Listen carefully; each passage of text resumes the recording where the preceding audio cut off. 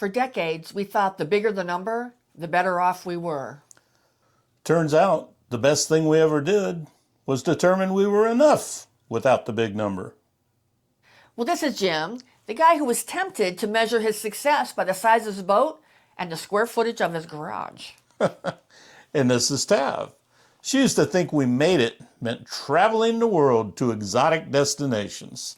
And together, we're Unretired AF.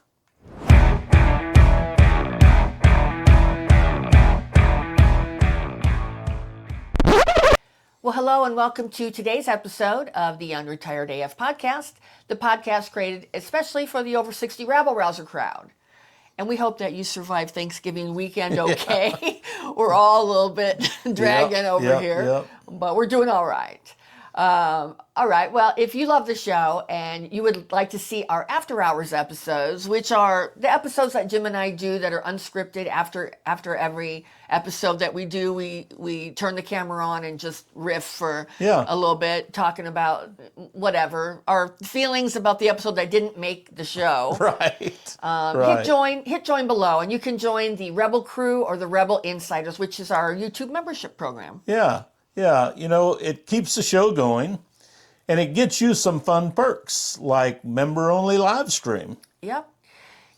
Well, and back to this episode. Let's start with the moment the light bulb finally flickered on. Bing! Took long enough, and it was LED, so it's going to last forever. The day we realized our priorities were out of whack. We used to check our account balances first thing in the morning. We'd get up, and it was like the way we started our day. It was kind of our starting point. And, it didn't always feel very good either. Yeah. But, you know, society kept moving the finish line on us. You know, we were expected to have bigger house, bigger cars, faster cars. If you wanted to feel like a success. Yeah, if you want to feel like a success. Bigger boat. Oh, my goodness, the boat drama on the dock, man. Right. Who can hold the most diesel? Who goes the furthest? And you can never win. You can never win. Because there's always somebody bigger and badder than you are. Remember when we were at Joe's Crab Shack, and that what was like 220-foot freaking yacht pulled up next to it. It's like, and we were there. We had brought our boat and had they have like a dock and dine where you can park your boat, dock it there, and go into the restaurant. Their dinghy was bigger than our boat. Oh man, that was so funny. But it just puts things in perspective. It does. Yeah. Well, and I remember one time I caught myself talking about a stupid stock to a friend. I just realized she just lost her mom, and it's like I feel like a total asshole. I mean, it's just like it was starting to be too much, and stopped really like even interacting with people in the right way, you know. Right. It's just not. This wasn't good. Yeah. You know, that was kind of the click. Yes, money is important. Of course it is. Yeah. But it doesn't define who we actually are. Right. When did you realize there's more to life than hitting your number? Let us know in the comments, please. And who came up with that stupid number? Yeah. It's just all dumb. Anyway. Well, once we saw that trap, we started asking a very dangerous question. Yeah. What if enough is actually enough? Who knows? Trading status for a soul check. I mean, I've never really considered us people that chased after status. No. But I think that whole concept of status is a very sneaky little bugger. And I think it can get in you even if you aren't a materialistic person. Yeah. Because we're not materialistic people. I mean, one of the things that Jim and I noticed is the people that we admire the most, and we have a few friends that we consider successful in a lot of different ways, not just in money. And, you know, most of them did not make money their number one priority at all. I mean, they value peace, the most fulfillment, things that brought them emotional joy, things like that. It wasn't about money. Yeah. You know, and then, pardon me, and then we stopped focusing on money so much. Right. And suddenly our conversations have become interesting again. Well, exactly. Because money does, it just brings stress, especially in does. relationships. It does. It just brings stress, and everybody has some emotional tie to money that's dysfunctional. I mean, I think we can all agree that those of us that went to public school, they don't do a very good job of educating us about money. We don't understand about it. Right. And I think the powers that be like it that way.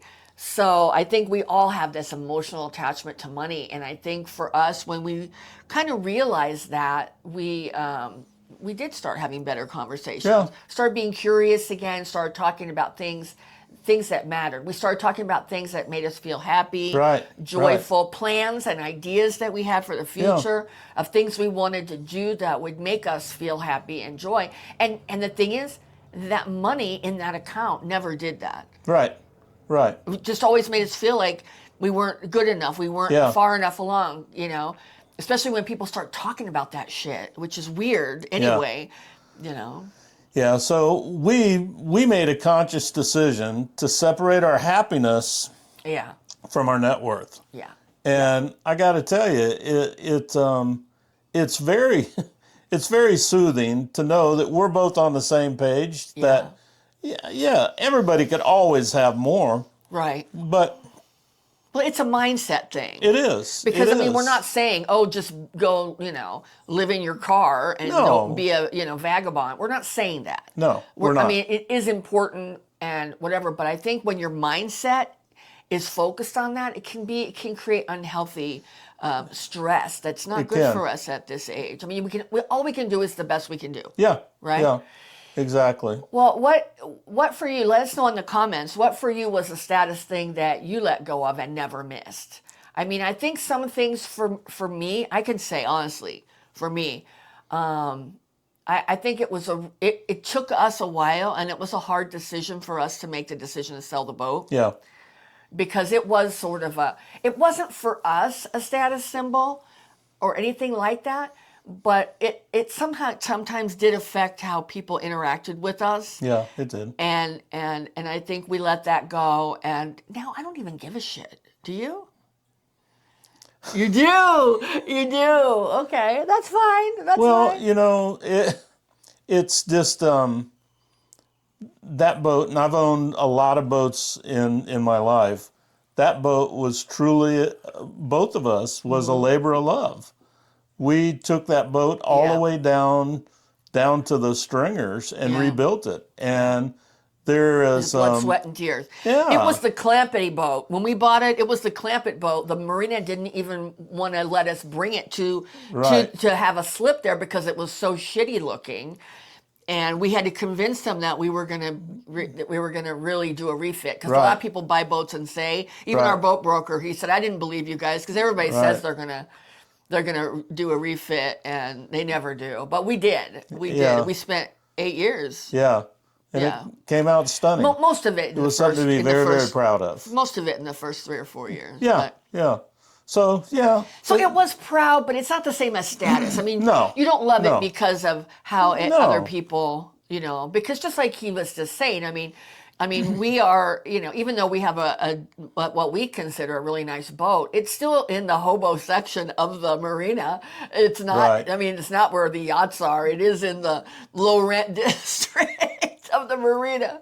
But we don't care. We don't give a shit. We don't. But I think status is something emotional that we all look at. And like for me, okay, I understood when I started my business 13 years ago, that my clients, because I'm retired now, but I was an insurance adjuster, but I worked for policyholders. I didn't work for the insurance company. So people would hire us, and Jim and I worked together as a team. They would hire us when they were getting the shaft from their insurance companies, and so we would have to come in and prove to them that we would do good. So I knew I never really cared about what car I drove. Right. Like when I started, I had an old Nissan Pathfinder that a check engine light was on most of the time. I just didn't give a shit. As long as it started and went, I didn't care. But I knew when I started that business that I needed to up my game in getting a better look, because people were signing on the dotted line. Yeah. They had to trust that I could perform. So I remember one of my very first claims that we settled. We made some good money on it, and I bought my first car that I ever picked out for myself in my whole life. That wasn't a hand-me-down car. That wasn't shitty. That wasn't just something that I bought. I don't know. I bought this beautiful Jaguar white XJ8L. Yep. Gorgeous car. But it was 8 years old. And the thing that was funny that my clients never knew, they were always so impressed when we'd roll up in that. But they didn't realize if I bought a brand new Ford Focus, it would have cost more than that car. So status is perception too. Yeah. Wouldn't you say? Yeah. And I see it every day because I'm still active in the workplace. Yeah. And all these contractors, the roofers are probably the worst. It's common to go on a job site and there'll be 4 trucks there that are over $100,000. Right. And they're all jacked up and big wheels. And I mean, it's like a status symbol to a contractor. Yeah.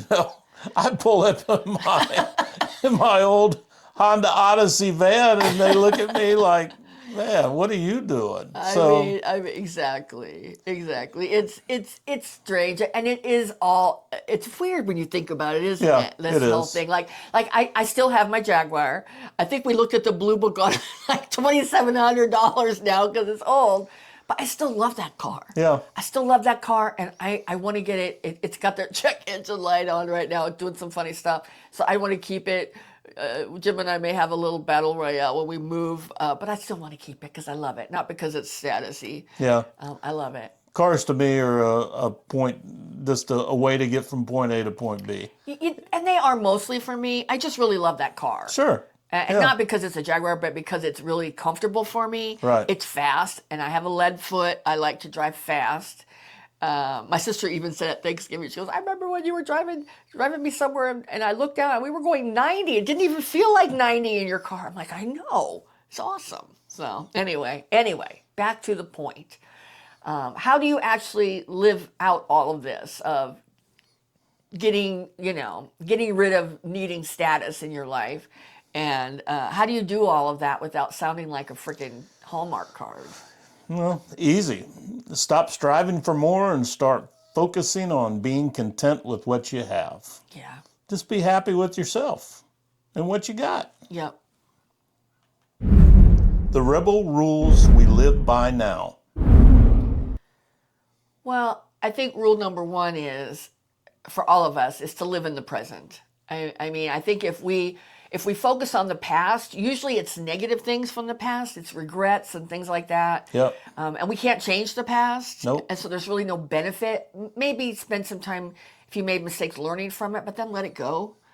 And I think living in the future usually is about anxiety. Yeah. Just trying to make sure, especially at our age, I mean, the things that are in the future for us are, not necessarily the greatest. I mean, it's not like we're going to, we're all going to decline in our health. And, so I think we just need to stay focused on the present. And the present is where we can make a difference, where we can have joy, where we can find happiness, and where we can really focus on what's going on in our life. Yeah, I agree. Because this is the real. Right. I mean, what already happened in the past already happened. So it's not, and what the future, the things we're worrying about, that's not even real. We may be spending time worrying about things that never happened. Yeah, that's a good point. It's dumb. That's a good point. So I try not to do that. Rule number 2, shed other people's expectations, embrace what brings us joy. Right. We don't care what other people think of us. We don't. Yeah. But we strive very, very hard to be happy. Right. I don't want to let people bring me down. I used to let all that stuff get in my head, and I'm not doing it anymore. No. We're living for us. Right. Well, and rule number 3, if it's not something that we're going to remember 5 years from now, we just don't even want to give it any rent room in our head. Yeah. Right? I mean, we don't want to even entertain those thoughts, because if it's not something that we're going to remember in 5 years, it's not going to matter. Right. Right? Right. I mean, exactly right. It's not a priority. It's not something. And right now, I feel like we have so many things competing for our attention. Yep. And I think that's a big way that you and I have helped maintain our peace. Right. Is to just cut out those things that aren't important. Yeah, I agree. And rule number 4, we celebrate when friends do well. Yes. We try to generally be happy for them. Yes. And and that comes back because they're happy for us when something good happens to us. Yeah. That's something new for me. I will admit it. Really? It is because I have always been in such a competitive, cutthroat work scenario that, all I cared about was winning, whether it was when I was trading or whether fighting the insurance company. And, I'm happy for my clients. I'm happy for everybody that they're going to get what they want. But, I'm happy for me too. And I want to be happy for us. And, I want to be happy for all my friends when they do good. And I call them out. I let them know that I'm happy for them. And I want them to know that I'm proud what they're doing. Yeah. Well, and I think too, that's a way that you can easily sort of do a reality check on your friendships is when you do tell people about a success and their reaction to it is going to really tell you a lot about what's going on in their heart. If they're not happy for you, then they're not really your friend. Right. And we have had those people too. I mean, Yes, Jim and I, and we know a lot of our viewers are also on second marriages like we are. And, a lot of times when you get divorced, you lose a lot of friends. And so you're having to sort of start over. So Jim and I have, and it's a little harder It is. to do that. And we've been super disappointed in some of those relationships that they were not happy for us. No. When we were happy, they were like jealous and not kind. So, let that kind of thing be a guide too, so you know who to hang around with, who to invest in, because at this age we just don't have time for that nonsense. Right. You don't have time for people who aren't cheerleading for you. Yeah, exactly. And happy for you. And like Jim said, we found people, not a lot, we don't have a ton of friends, but we have a few people and we're happy for them, genuinely happy, and they are the same for us. So Yeah. So, do you guys have any rules you live by that you could share with us? Yeah. Let us know in the comments, please. The takeaway. Well, confusing net worth with self-worth is probably one of the biggest cons that our generation fell for. Yep. And I know for me and Jim, we're just officially done with that. I mean, are we exactly where we want to be or where we thought we'd be? No, but you know what? Life's taken some really good adventures, taken us down some paths that we weren't expecting, and it's been great. Yeah. Yep. The balance that matters can't be deposited. It's the one you feel when you wake up without having to prove anything to anyone that matters the most. Right. If you can truly be happy with yourself and happy with what happened yesterday and happy what your outlook is, and you got a spouse that loves you and you're having a good day most every day, you're doing the right thing.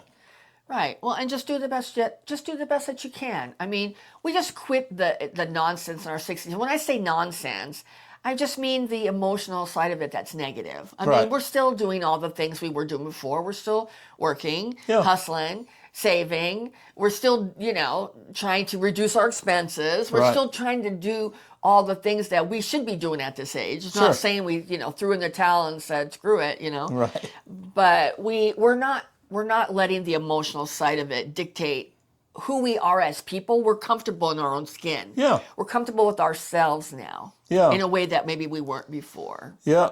So, here's to knowing your worth, protecting your peace, and living like the badasses you always were. Right. The link below is if you want to become a member of our channel. Yep. We really appreciate everybody's support. And if you're not familiar with it, we have new memberships. We have 2 tiers. And, they, like I said, we do the after hours videos on there where after, like, when we're done with this episode, Yeah. we'll turn off the camera, we'll turn it back on, and we'll just sort of shoot the shit for a bit, unscripted, just talking about, stuff that maybe didn't make the episode cut, and maybe we don't want to go out to the general public. So we do that. We do live streams with our members. We have other things. We put bloopers on here too from our channel. So if you're interested in supporting our channel that way, we really, really appreciate it because it keeps our channel going. It does. That we really, really appreciate it. It does. We also have a comment section. If you have a comment on this episode, please drop it in our comment section. We'd love to read it, and we'll certainly respond to it. Yep. Well, we're not slowing down. And neither should you. And together, we're Unretired AF.